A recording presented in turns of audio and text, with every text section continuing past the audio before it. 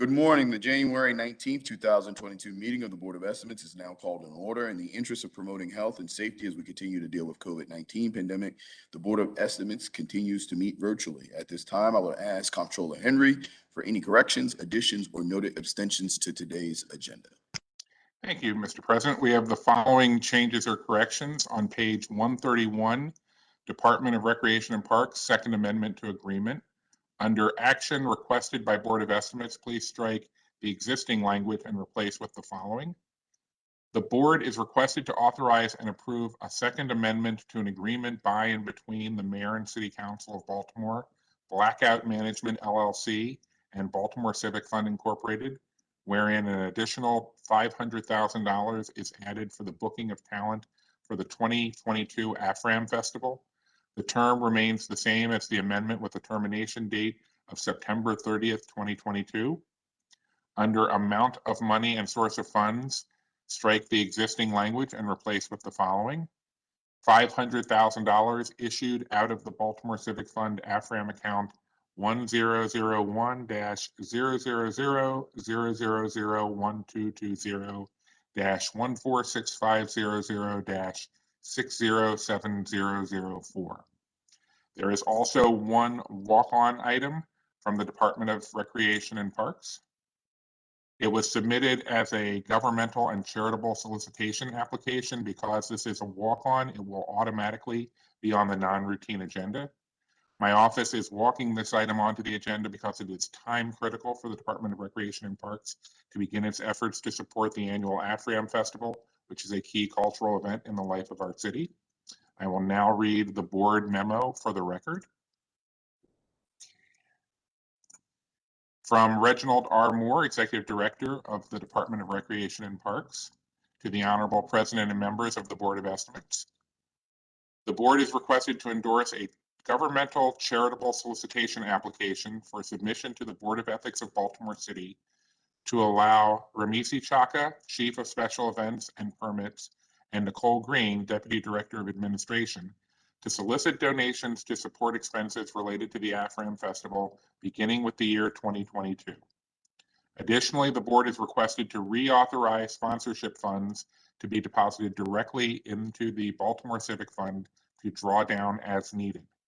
Solicitation shall commence upon approval by the Board of Ethics and shall continue for a 2-year period.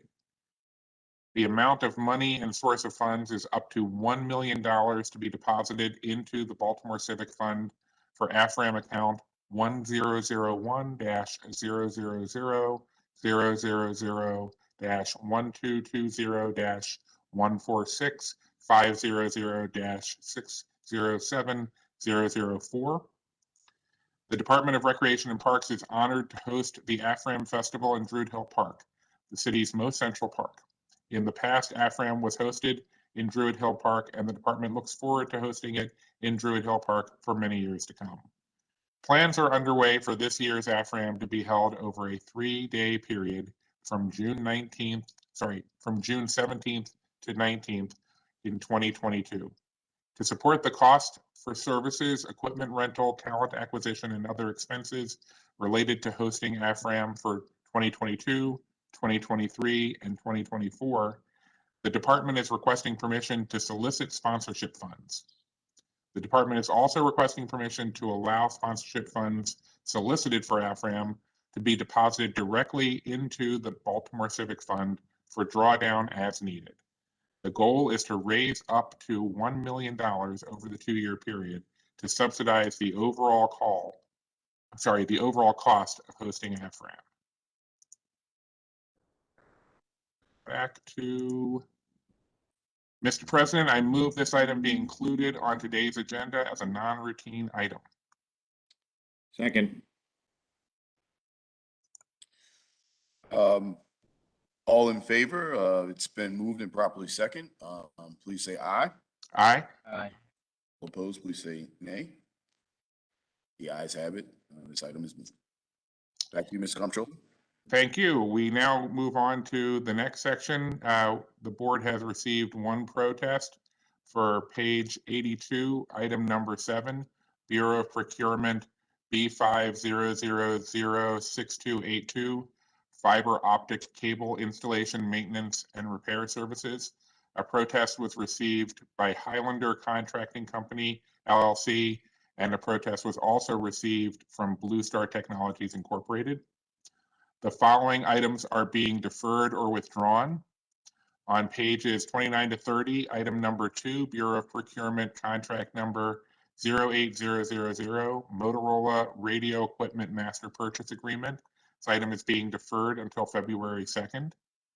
On page 56, Bureau of Procurement pay invoice of unauthorized spend to POI Installation Group, LLC is being deferred until February 2nd. On page 82, Bureau of Procurement B50006282, fiber optic cable installation, maintenance, and repair services is being deferred until February 2nd. On pages 95 through 98, Department of Finance payment in lieu of taxes agreement is being withdrawn at the request of the Housing Commissioner. On pages 102 to 107, Department of Housing and Community Development Loan Fund Home and Affordable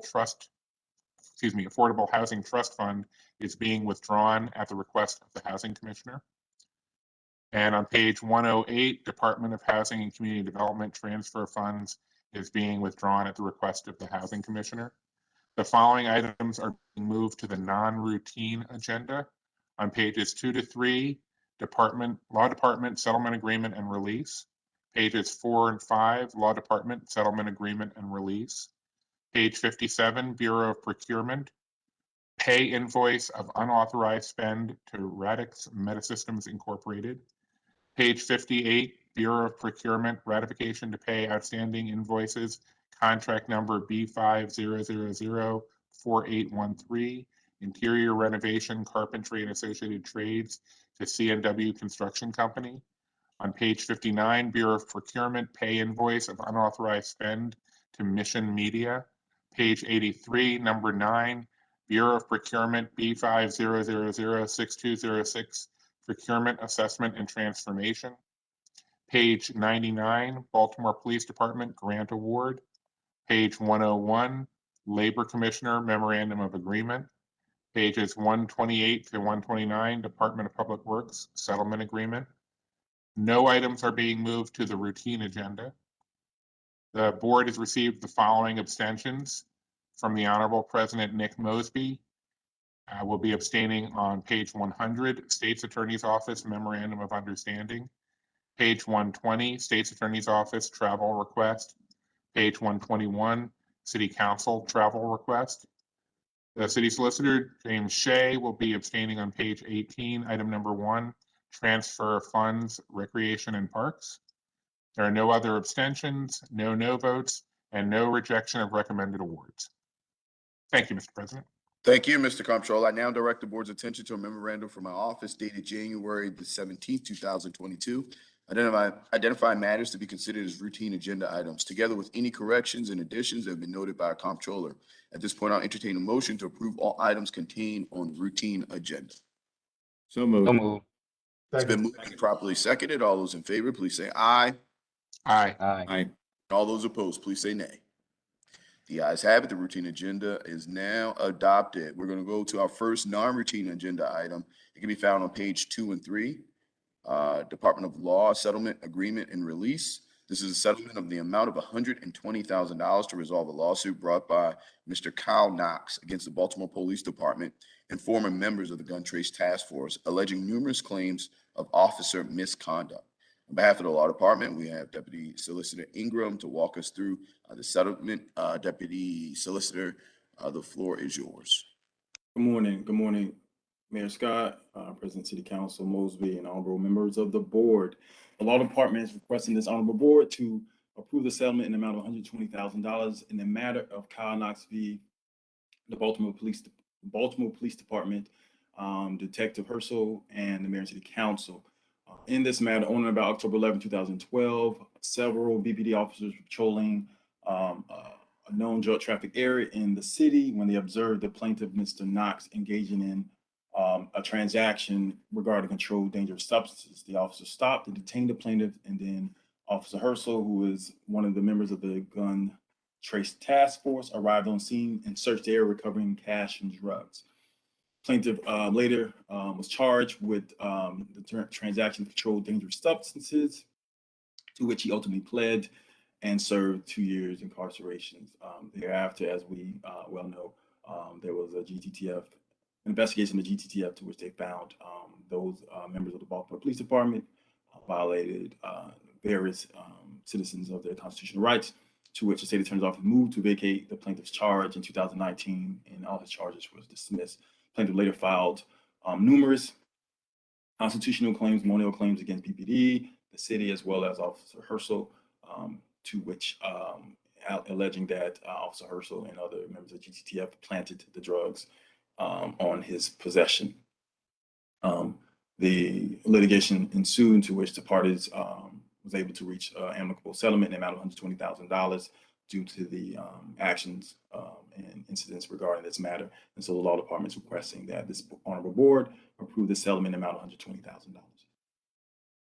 Thank you, Deputy Solicitor. At this point, are there any questions or concerns from members of the board? I see the hand raised of Comptroller Henry. I yield the floor to you.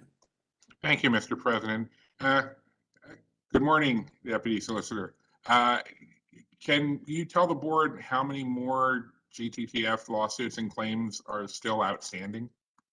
I believe we have about 5 active, and but I will defer to my colleagues, Mr. Conroy and Mr. Curley, if they want to add additional commentary regarding the matters that are pending at this time. Morning, everybody. This is Justin Conroy, Deputy Chief, Division of Legal Affairs. We currently have 4 cases in active litigation and another 4 active claims. Cases in litigation, we are defending and are confident in our position, but of course things do change in litigation, and as the discovery process plays out, we will reevaluate as necessary. And the claims have not yet been filed, so they are in the claim investigation stage. Okay, and is the law department anticipating that last week's Bromwich report is going to cause more claimants to come forward? Well, I'll answer that. I don't believe we can project what a plaintiff may or may not do. As we all know, the report did highlight what we've all known and what plaintiffs may have known since the investigation ensued. We were hopeful that no more matters would be sought. However, we can't project or forecast what a plaintiff may or may not do. And there's many statutory requirements and hurdles they would need to overcome to even have a valid lawsuit. But again, it's uncertain at this moment.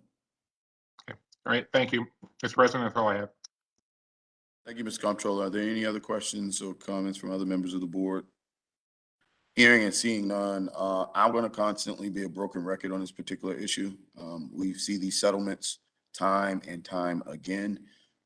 You know, these officers, individuals who purport themselves to be members of law enforcement that have done these great harm to our communities, they should no longer be able to take advantage of a pension system. The citizens of Baltimore shouldn't be paying for their illegal actions associated with this. You know, I know, Comptroller, you joined me last year in pushing a bill that I consistently sponsored as a delegate down in Annapolis, and I hope the administration does the same. But for us to sit here year after year and see these settlements and it come out of the coffers of our taxpayers while folks are, whether sitting in jail or sitting at home, collecting pensions and taking advantage of pensions from the citizens of Baltimore, I just think is completely the wrong approach, and we have to develop a better way moving forward. So with that said, not just with this settlement, but with all the other settlements that we're going to see today and in the future, we have to continue to push our colleagues in Annapolis to do the right thing and ensure that we have the ability of going after folks' pension. And again, with these settlements, it's not just coming from the taxpayers who were already wrongfully done by these individuals. With that said, I'll take a motion. So moved. Move approval. Second. It's been moved and properly seconded. All those in favor, please say aye. Aye. Aye. All those opposed, please say nay. The ayes have it. This item is now approved. The next item on the non-routine agenda can be found on pages 4 and 5, Department of Law, Settlement Agreement and Release. This is a settlement of the amount of $75,000 to resolve a lawsuit brought by Mr. Sean Berry against the Baltimore Police Department and former members of the Gun Trace Task Force. Again, alleging claims of officer misconduct.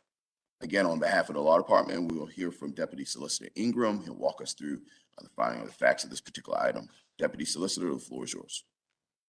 And honorable members of the board, the law department is requesting this board to approve the settlement amount of $75,000 in a matter of Sean Berry versus the Baltimore Police Department, as well as Baltimore police officers and the mayor city council. Again, on about February 10, 2011, officers observed Mr. Berry engaging in controlled dangerous substances transaction with another party. The officer stopped and detained him. Subsequently, Officer Herschel arrived on the scene to search, and also the officers discovered the controlled substances as well as additional cash and firearm. Officers later went to plaintiff's home, in which his brother allowed the officers to search his dwelling, to which they found additional dangerous substances as well as other paraphernalia. The plaintiff subsequently pled to the charges, to which he served approximately 2 years in prison. Thereafter, again, the exposure to the criminal activities of the Gun Trace Task Force, to which the state attorney's office moved to vacate and dismiss the original charges against Mr. Berry. Subsequently, he filed a claim, various claims, constitutional claims, monetary claims against the city as well as the officers, allegedly that Mr. Herschel and other members of the GTTF planted these controlled substances and the firearms on his possession. Thereafter, the parties into litigation, to which they decided to amicably resolve these matters given the circumstances of this matter. And so again, the law department is requesting this honorable board to approve the settlement amount of $75,000. Thank you. Thank you, Deputy Solicitor. At this point, are there any questions or concerns from members of the board? Again, we're talking about individuals that have placed a tremendous amount of harm in our communities. We're talking about individuals who have done actions that have taken people away from their families, away from their communities. We're talking about money that could be going to Baltimore City kids for scholarships. You know, whenever we talk about these settlements, time and time again, whether it's $75,000, whether it's $150,000, whether it's $400,000, this is literally money that we're taking from a city with a tremendous amount of issues, systemic issues, that this money could be going towards to help better opportunities and better futures for our young folks, for our communities, for our city. So I'm just going to continue to double down on the fact that every time we pass and we approve one of these settlements, that is taking money away from doing the right thing for our citizens who have already been wrongfully harmed. With that, at this point, I'll move forward for a motion. I move approval. Second. It's been moved and properly seconded. All those in favor, please say aye. Aye. All those opposed, please say nay. The ayes have it. This item is approved. Next up, we're going to go to page 57, Bureau Procurement, Pay Invoice and Unauthorized Spend. The board is being asked to approve an expenditure of $45,000 for training courses that were provided without approved contract from the Baltimore Police Department. At this time, I would like to recognize Stephen Derkosh from Baltimore Police Department to walk us through this item. Mr. Derkosh, the floor is yours. Good morning, everyone.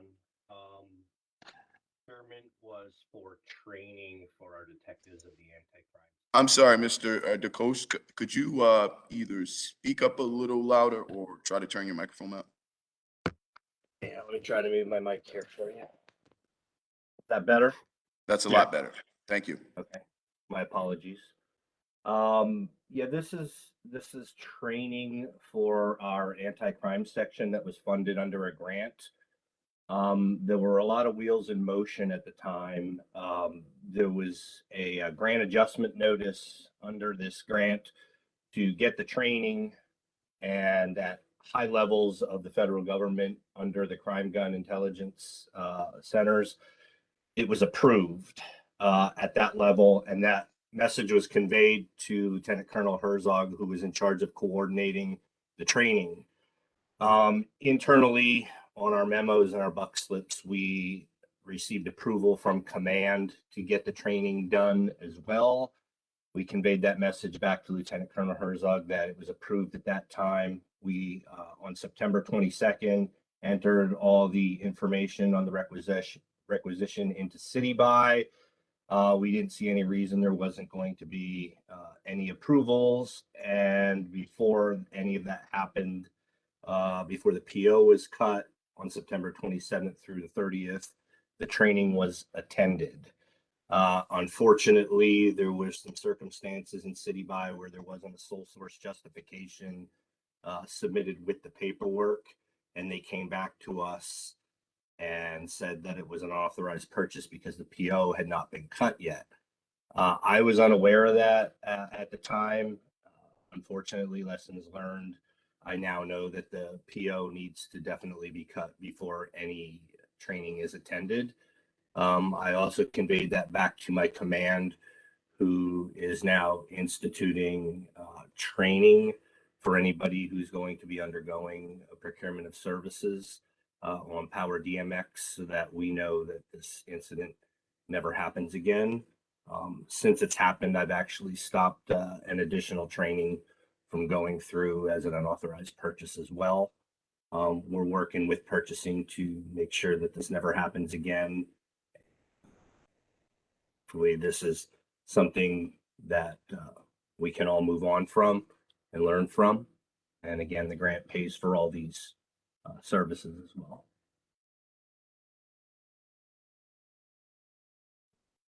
Thank you, Mr. Darkosh. Does that wrap up your presentation before the board?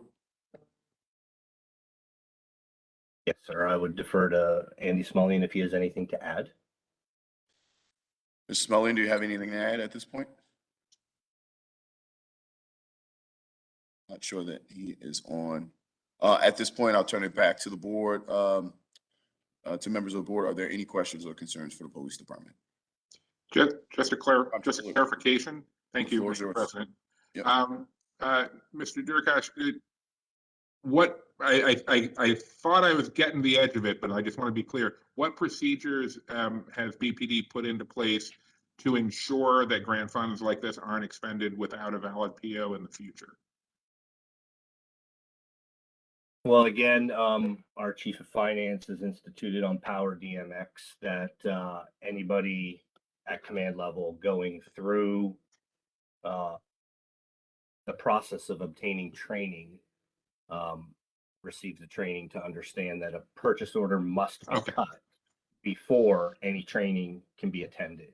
Okay, so at that supervisory level, that's where. At the supervisory level, okay, absolutely, and then that'll be conveyed down through the subordinates and all right. everybody.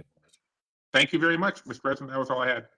Thank you, Mr. Comptroller. At this point, are there any additional questions or concerns from other members of the board? Hearing and seeing none, at this point, I'll entertain a motion. Move approval. Second. It's been moved and properly seconded. All those in favor of approving this item, please say aye. Aye. And all those opposed, please say nay. The ayes have it. This item is now approved. The next item on the non-routine agenda can be found on page 58, Bureau Procurement, ratification to pay outstanding invoices. The board is being asked to approve the expenditure of $49,767.31 to C&W Construction Company for invoices incurred under contract B50004813, the interior renovation, carpentry, and associated trades that were not received until after the contract had expired. At this time, I would like to recognize Mr. Terrell Cheatham from DGS to speak on behalf of this item and explain what happened regarding this invoice. Mr. Cheatham, the floor is yours. Good morning. Thank you. Good morning, Council President, Mr. Mayor, and Mr. Controller, and the board. This request for ratification is to pay a vendor that provided services before the end of the contract or PO. It's literally just to pay for past invoices. At the time, the contract was active when the invoices is 5 when they were initiated. But they were submitted after the end date. The contract actually was up for renewal, but due to some compliance questions and issues, it wasn't renewed at this time. We're currently shopping for a new contract. It actually went out. I think we didn't receive a number of, well, a qualified candidate pool, so we are resubmitting for a new bid. But we're currently doing open markets until that, until the new PO was in place to avoid having this issue recur. But these tasks were related to COVID responses, also projects to support other projects that were urgent. But at this time, as I said before, we are trying to curb this by doing open market requests and also putting a new contract in place. But this is literally just to ratify to pay off. I think it's 50K or just under 50K and pass through invoices for a vendor that we did have under contract. Thank you, Mr. Chase. If I could recall, this was that contract extension was put in front of this board, and I pushed back aggressively because the complete underperforming of MBE participation goals, and in rightful tone, the administration withdrew it. So I guess what I'm hearing is, and just so everyone can understand, that this work was done with the original contract. This work was not done after this board pushed back and ultimately that extension was withdrawn, correct? This is correct, yes. Are there any questions or concerns from members of the board? Hearing and seeing none at this point, I'll entertain a motion. Move approval. Second. It's been moved and properly seconded. All those in favor, please say aye. Aye. All those opposed, please say nay. The ayes have it. This item is approved. Thank you for coming on, Mr. Chisa. Thank you. Next up on our routine agenda can be found on page 59, Bureau of Procurement, pay invoice of unauthorized spend. The board is being asked to approve the expenditure of $11,450 to Mission Media. The health department has secured a contract with Mission Media to build a new website, though they neglected to include hosting services. This amount will cover hosting services for fiscal year 2022. At this time, I'd like to recognize Ms. Brittany Spencer from Baltimore City Health Department to speak on behalf of this item and explain the invoice. Ms. Spencer, the floor is yours. Thank you very much, Council President Mosby, and thank you, Mayor Scott, Mr. Comptroller Henry, and honorable members of the board. I just want to start. I have a kind of an entire timeline of events that occurred. So this, as you said, it's a website that addresses the opioid epidemic, providing resources to our residents. This predates me. This goes back to our Commissioner Wen. So the original website was built with Mission Media. Over the years, it required a facelift, it required updates. My team, we're social work backgrounds. We do not do any type of web design. So we reached out to Mission Media in 2019, 2020, and we rebuilt the entire website. I submitted the PO, or I submitted the scopes of work, I guess the quotes, through our procurement process and for fiscal year 21, fiscal year 22. And somewhere along the way, I continuously checked in on the progress of this, and this kind of led up till December. It started in May and led to December. And somewhere along the way, the new contract in City Buy was not updated with the new scope, not including the new work, which would be ongoing support and the web hosting. So we are, we do recognize that there was errors along the way, and we do plan to work with city procurement to ensure that this does not happen again by creating a multi-year contract in the future. Thank you, Ms. Spencer. At this point, are there any questions or concerns from members of the board? Ms. Comptroller, the floor is yours. Actually, I just wanted to say that I had a list of questions, but Ms. Spencer answered all of them in her statement. So no, I don't have anything further, Mr. President. Thank you. Thank you for informing us of that, Mr. Comptroller. Are there any other questions or concerns from members of the board? Hearing and seeing none at this point, I entertain a motion. Move approval. Second. It's been moved and properly seconded. All those in favor, please say aye. Aye. All those opposed, please say nay. The ayes have it. This item is approved. On to our next item, non-routine agenda can be found on page 83. Number 9, Bureau Procurement, B50006206. Procurement Assessment and Transformation. At this time, I'd like to recognize Director of Finance, Mr. Henry Raymond, to speak on behalf of this item. Director Henry Raymond, the floor is yours. Good morning. Thank you, President Mosby, Mayor Scott, Controller Henry, honorable members of the board. I'm Henry Raymond. I'm speaking this morning regarding the procurement and transformation contract for the city of Baltimore. This was a very good RFP process. It was successful. The scope of work was well written. There were very good proposals. There were 6 finalists. In terms of MBE, WBE participation, we were able to achieve 31% MBE, WBE participation. Total contract amount is roughly $356,000. The price was advantageous to the city as it was the lowest bid. There were no protests. So I believe this was a good RFP process, and I'll share a little bit about the particular vendor. The particular vendor has been engaged in over 100 public procurement transformation projects in 30 different states over the past 10 years. They have a record of being able to do strategic procurement transformation as well as procurement automation. So we're looking forward to moving forward with this key initiative to improve the city's entire procurement process from what we call cradle to grave, from the beginning of the process to the end of the process, which is writing scopes of work, bidding work out. How do we evaluate projects? How do we reduce costs? How do we implement best business practices? And we're looking forward to getting this project underway. Thank you. Thank you, Mr. Raymond. At this point, are there any questions or concerns from members of the board? Hearing and seeing none, I have a couple, Mr. Raymond.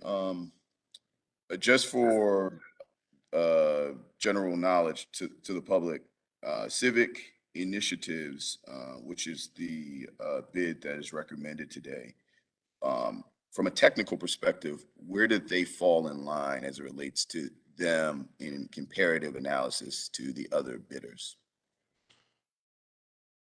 Civic initiatives, of the 6 finalists, civic initiatives had a score of 70, which was the minimum score to demonstrate the competency to perform this engagement. So they performed the worst from a technical grading perspective, correct? They had the lowest score of the 6. So they performed the worst. So, and not only performing the worst, they barely got into the 6, because if they were 0.1 less than from that technical grade, they wouldn't even have the opportunity to sit down and go through that evaluation process, correct? Correct, but they did meet the minimum requirements. Yeah, they were at they were the worst out of the lowest grade out of all. I guess the next series of questioning, Mr. Henry Raymond, I guess the concern is the variation of the scores, right?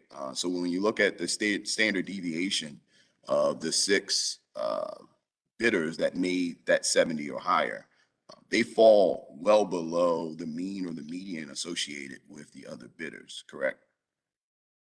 That is correct. Right, so they're at 70, and the mean is about 76.1. The median is about 76.3.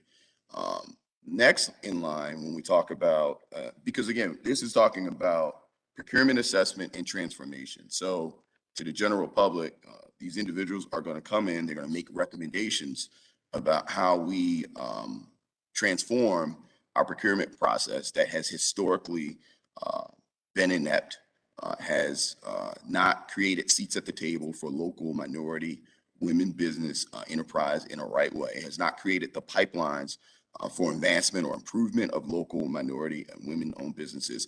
And it's just from an operational and effective and efficient perspective, it's just a poor system for all.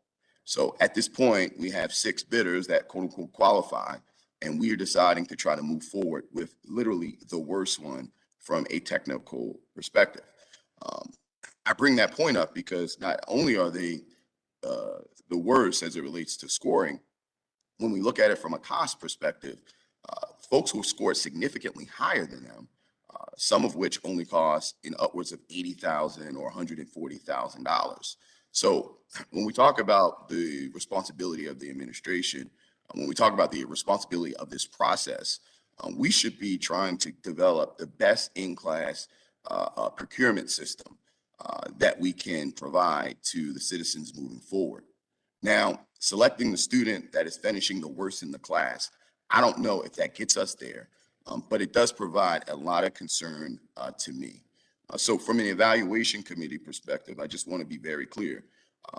This was done, the scoring was done from a technical perspective. And then from a cost or finance perspective, the evaluation committee ultimately signed off on this. Is that accurate? That is correct. And who serves on the evaluation committee? Would you know who was on this evaluation committee? Yes. I don't believe it would be appropriate to identify them in public, but the individuals are upper level management individuals from agencies that have extensive contract responsibilities. I didn't realize that there was some anonymity type of requirements associated with members who serve on evaluation committees associated with open contracts and bids for the city of Baltimore. There's not, but I believe that I don't believe that there's a real reason to divulge their names in public. I'd be more than happy to provide it to you offline. Understood. Mr. Henry Raymond or Chief of Procurement, could you walk us through the process of the evaluation committee and from like start to finish when they ultimately sign off? And is there documentation associated with them signing off on this particular bid? Yes, I'll take the lead, and Chief Brown can fill in anything that I may miss. So let's begin with the RFP. The RFP was written in a very concise and articulate manner that specified exactly what the city was looking for in terms of the transformation process. The bids were received. An evaluation committee membership was identified, made up of individuals that have contract management and contract administration experience from key agencies that utilize extensive contracts, both consulting contracts and construction contracts. Each of the members of the committee signed a non-disclosure agreement. They all received the 6 proposals. Now, there was a technical score evaluation and a separate financial scoring. The financial scoring was not opened until after the technical scoring was completed. The evaluation committee members met, reviewed the proposals, scored each proposal in accordance with the items that were outlined in the scope of work within the RFP. Within the RFP, we clearly articulated what criteria would be used for the technical evaluation and the segmented scoring for each of those segments. The technical scoring was worth 100 points, broken up over 4 or 5 categories. So the committee members met, evaluated each of the proposals. Each committee member did a ranking of each of the proposals. Then in the aggregate, the technical scoring by vendor was put together. Following that, the financial proposals were opened for a separate scoring. Then we went to the Board of Estimates for the recommendation. And now we appear before the Board of Estimates today for the award. And from my perspective, all of the proposals were good proposals. All of the proposals met the minimum requirements. And I don't characterize any of the proposals as worst score. I characterize it as all of the proposals met the minimum standards, which were clearly articulated within the RFP. So Chief Brown, did I miss anything? No, sir, I concur with your summarization. Thank you for that. So, Director Raymond, so there is a point in which the evaluation committee has signed off on this. Yes, and the documentation is retained. Could you send that to me as well, that signing off, as well as the list of the members that was on this particular Yes, sir. panel? Again, just for the general public's information, and I hate to play semantics, I'm just saying from a comparative perspective, there has to be someone that has performed better and someone who has performed least or worse or whatever we want to say. So they're in last place. They barely made it into the fold. And from a standard deviation, they are so far separated from most of the pack, right? Which is, it's problematic. So in a case where, let's say track, and you have 6 runners, and the 6th runner finishes not just last, but from a standard deviation perspective, significantly far behind the rest of the pack. Traditionally, that's not going to be the person that we're going to select to lead our team in the future, to be this transformative, this amazing, best in class in service for going after something that has historically been a problem here in the city of Baltimore, which is procurement. And that's why at the base of this, it just provides me a tremendous amount of pause and a tremendous amount of concern. And I think that it's also important, and I say this on a weekly basis, this is not the first time that the administration is hearing from me regarding this particular issue, specific to this contract, but also to the other contracts. So I like to provide an opportunity for the administration to understand and know what my concerns are prior to us even getting on these Board of Estimates meetings. But when we look at that, when we look at, again, selecting the person that's performing the worst, right?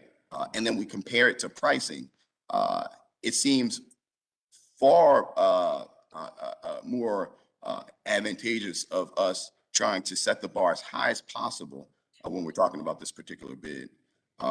By going after a vendor that is literally just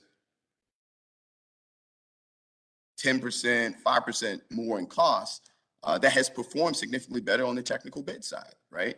So I have a hard time going down this path because this is literally the poster child of why procurement is so broken. And in this procurement contract in which we're attempting to transform the procurement system, we're literally selecting the person that has performed the worst or the least. So in that, we constantly talk about, who do we select and how do we select? So we talk about responsive, responsible, as well as cost, lowest cost. I think that's what the charter kind of outlines of how we're supposed to select, our vendors. Now in this, what I will ask is there an opportunity for this vendor who has performed the worst, right, but also is the cheapest? Is there an opportunity for them to come back for this board to try to get additional funds? Because maybe there will be some changes during this process this evaluation process of 6 months. I just want to make sure we say that on the record. I believe from talking to the administration outside of this office, outside of this meeting, that the answer is no, but I want to make sure that that is the answer. That is correct. The answer is no. There will All right. not change.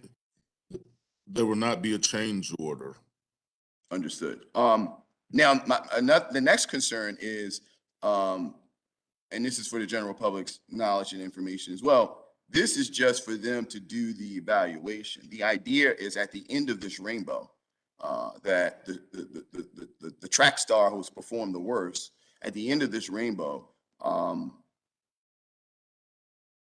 we're going to have an implementation of whatever the recommendations are.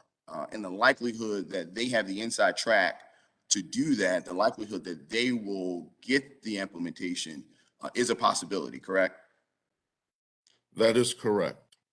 All right. Well, I'm going to state for the record, and I'm going to be very clear and concise at the end of the 6 months, I do not want this to be an extension. So I'm just going to publicly state that. I do not want this board, I do not want the administration to come back to this board after we've decided to select the person that has done the worst job on our tests, right, from a technical perspective, not just by a point or two, but significantly separated from the standard deviation of the other comparative bids that were comparable also from a cost perspective.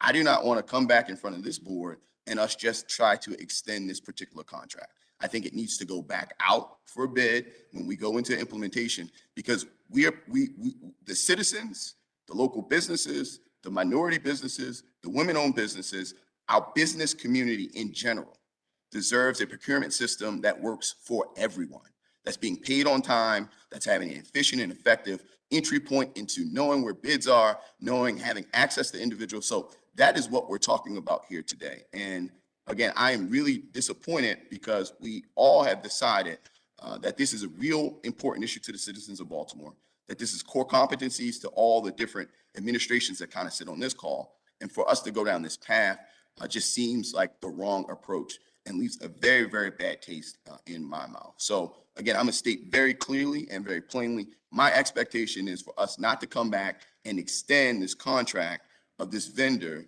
that barely made the pack that is supposed to transform the procurement process here in the city of Baltimore.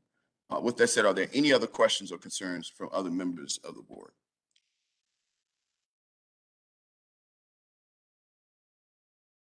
Hearing and seeing. Comptroller Henry, did you raise your hand? Oh, the mayor. Mayor Scott, the floor is yours. Thank you. Simply, I just make a motion to approve. Second. There's a motion on the floor to move, and it's been properly second. All those in favor, please say aye. Aye. Aye. All those opposed, please say nay. I'm going to be a no vote. Please note that we have 4 yes and 1 no. As it relates, this item is approved.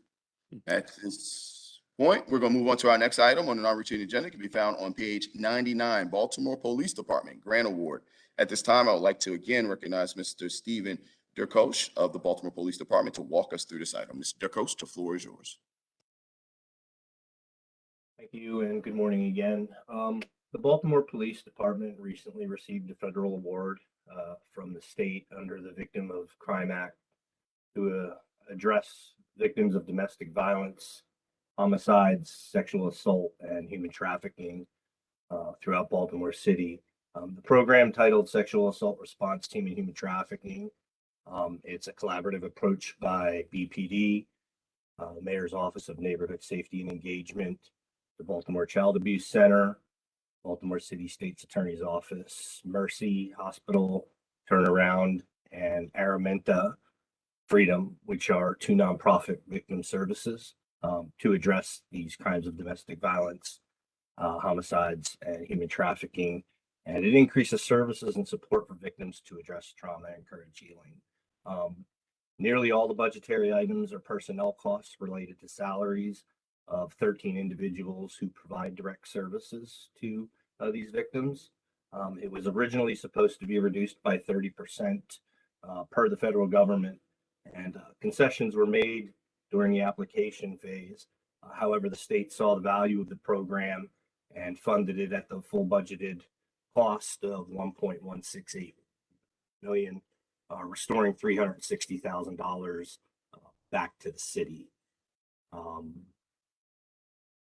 Specifically related to BPD, it's our homicide victim advocate program, and the BPD's human trafficking case manager. These positions are invaluable to BPD, and definitely have a positive influence on our ability to provide victim services. So that's pretty much all I have. We just wanted to recognize the program and how we got our money restored back in light of some of the other aforementioned items on the agenda today. Thank you, Mr. Dirkosh. At this point, are there any other questions or concerns from members of the board for the Baltimore Police Department? Hearing and seeing none, at this point, I'll entertain a motion. Move approval. Second. It's been moved and properly seconded. All those in favor, please say aye. Aye. All those opposed, please say nay. The ayes have it. This item is now approved. Next item on our agenda today can be found on page 100, Labor Commissioner Memorandum of Understanding. This item is the employment agreement with the Fraternal Order of Police Lodge number 3, Units 1 and 2. At this time, I would like to recognize Mr. Eric Melicon and Mr. Andy Smullen of the Baltimore Police Department to walk us through this item. President, with your permission, I think Commissioner Deborah Moore Carter wanted to begin as the Labor Commissioner. Oh, thank you, Mr. Chief of Staff. Madam Commish, the floor is yours. Thank you, sir. Good morning, everyone. Good morning, honorable members of the Board of Estimates. As stated, joining me, Eric Melanson, Chief of Staff for Baltimore Police Department, and Andy Smullen, Deputy Chief of Staff. We're here to provide highlights of the recently negotiated memorandum of understanding between the City of Baltimore, Baltimore Police Department, and the Fraternal Order of Police Lodge number 3, Unit 1, which represents police officers, flight officers, and police agents. Unit 2, which is sergeants and lieutenants. We have negotiated a new MOU in accordance with the Municipal Labor Relations Ordinance, and the results have been reduced to writing in the form of the Memorandum of Understanding covering fiscal years 2022 through 2024. And I'll hand it off to Mr. Melanson now, who will provide the highlights. Thank you. Thank you, Mr. Commissioner. Ms. Melanson, the floor is yours. Thank you, Mr. Council President. Thank you, Commissioner. I do have a short presentation that I can share with your permission, sir. Yes, sir. To be able to Please go share. through these highlights. Yep.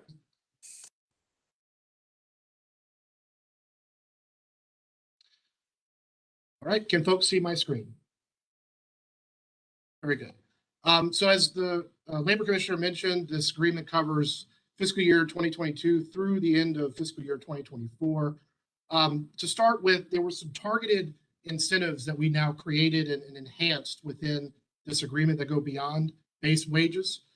That includes an enhanced field training officer pay, which we think is vital to helping us enhance the number of folks available to train field officers who become full officers. Having greater capacity there is important for our ability to get more officers in patrol. We have doubled the patrol incentive, again, given our challenges in staffing our patrol units.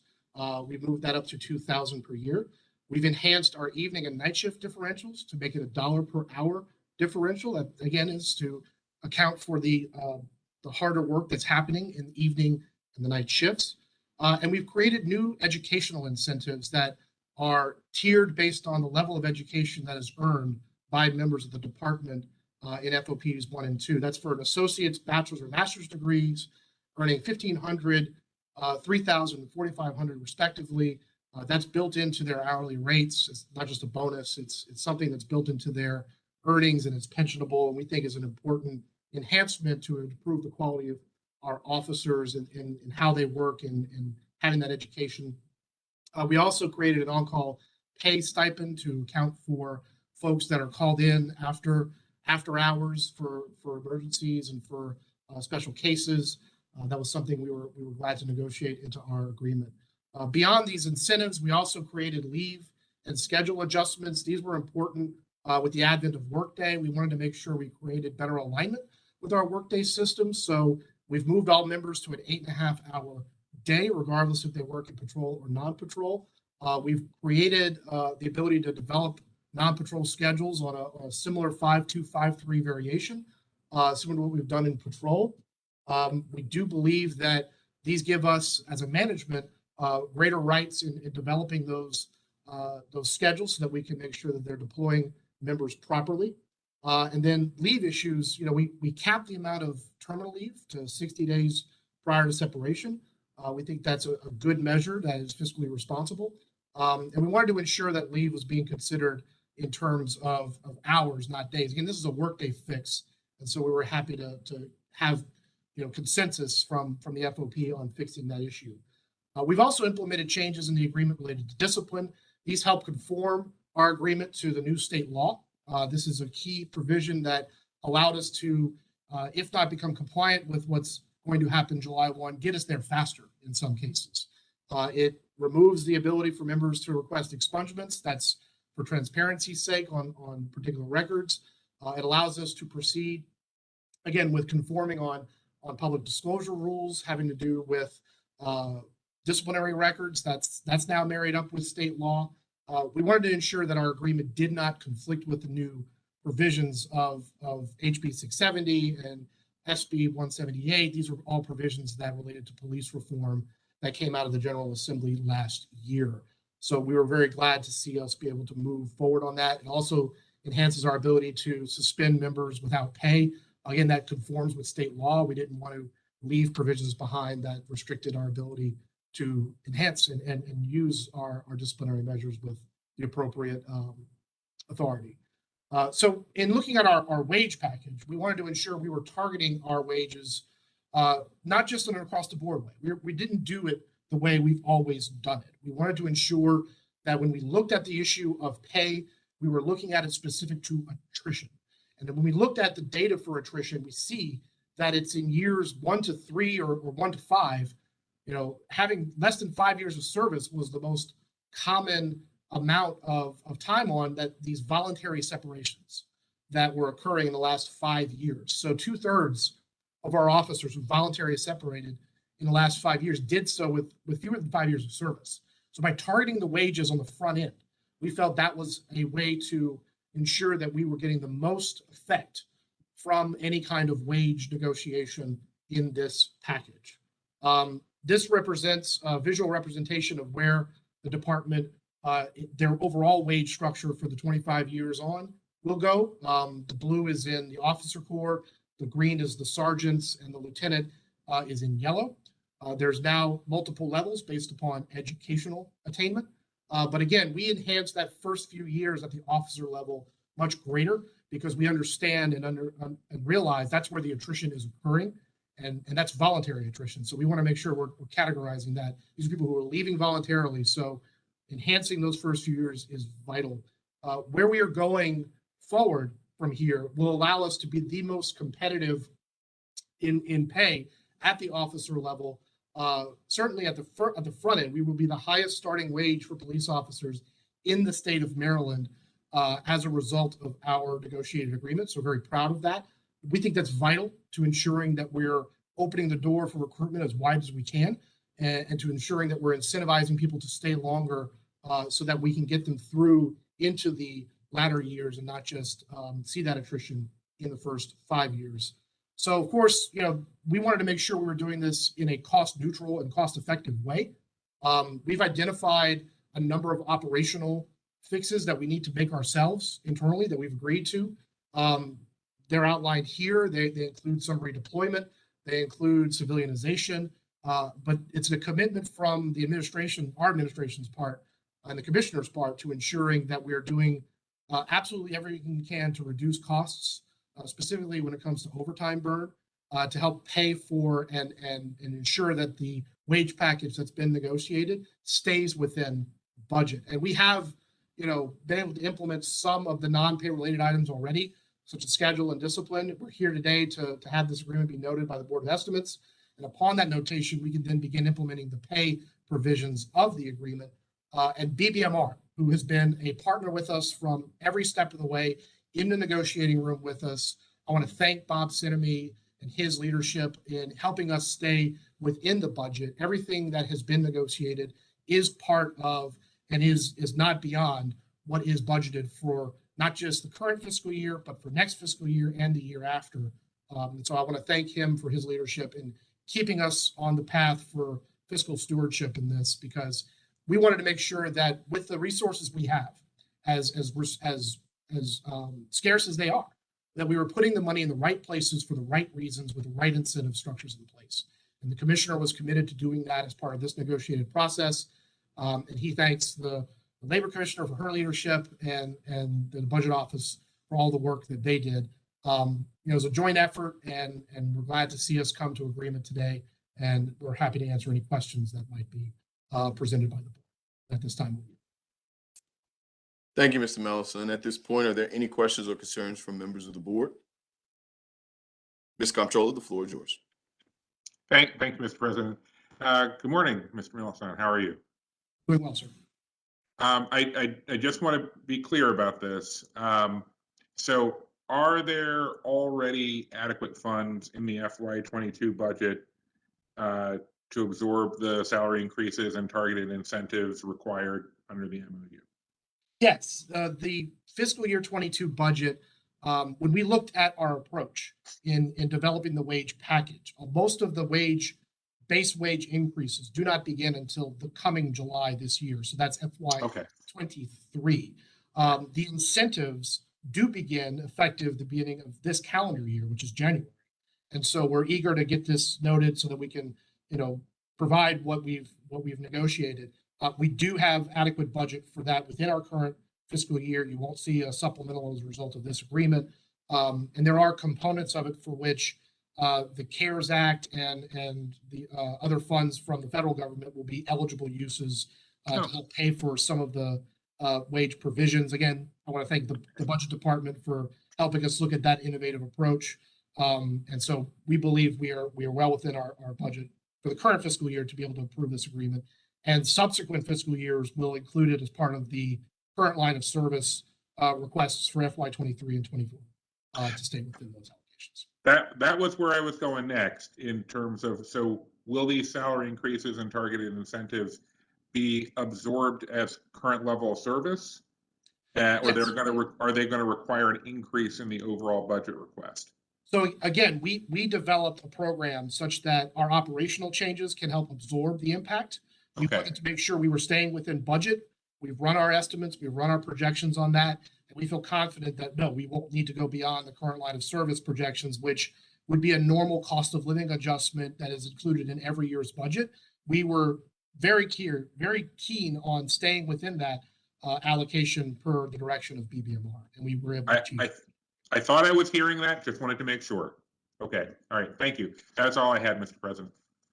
Thank you, Mr. Comptroller. At this point, are there any other questions or concerns from the board to the Baltimore Police Department? Hearing and seeing none, I entertain a motion. Mr. President, I don't believe we need a motion on this. We're Okay. No. Got it right here. Yep. So we just will note the report. Thank you, Mr. Solicitor. The next item on the non-routine agenda can be found on page 128, Department of Public Works Settlement Agreement. The board is being asked to approve a settlement with the Maryland Department of Environment in the amount of $56,250 related to an alleged violations. At this time, I'll turn the floor over to Mr. Yosef Kebede of the DPW and Mr. Janine Maxwell of the Law Department to walk us through this item. Ms. Kebede, the floor is yours. Council President Mosby, I'll be presenting on behalf of DPW.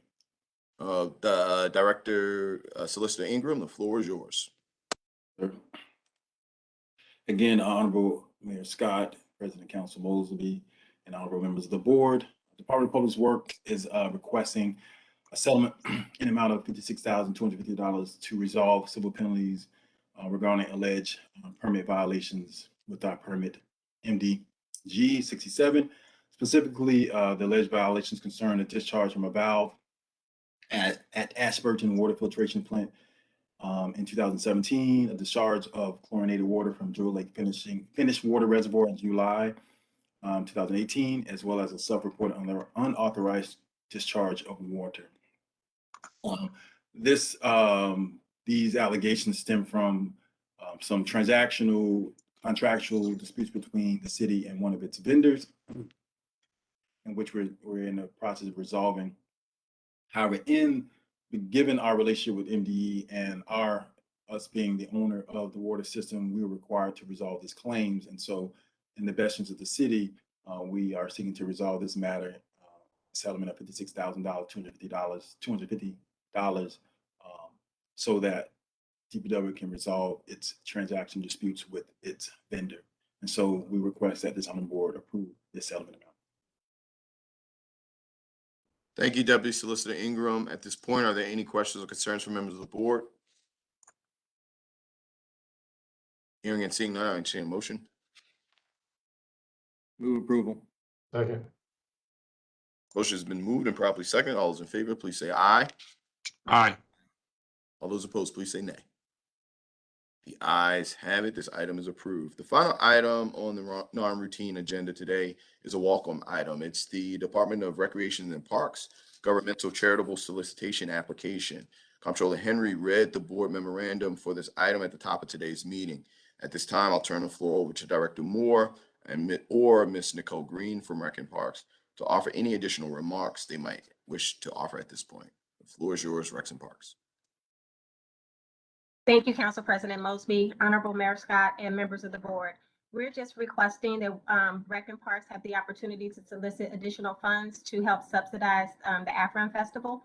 The Afron Festival is going to from a 2-day festival to a 3-day festival, and with the cost of inflation and us wanting to make this the best event possible, we're just requesting that you all allow us to go out and solicit funds from other organizations and businesses.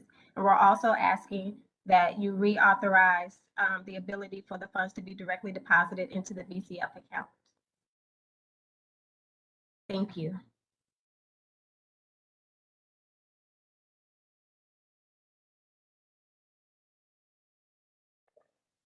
Mr. President, you're muted.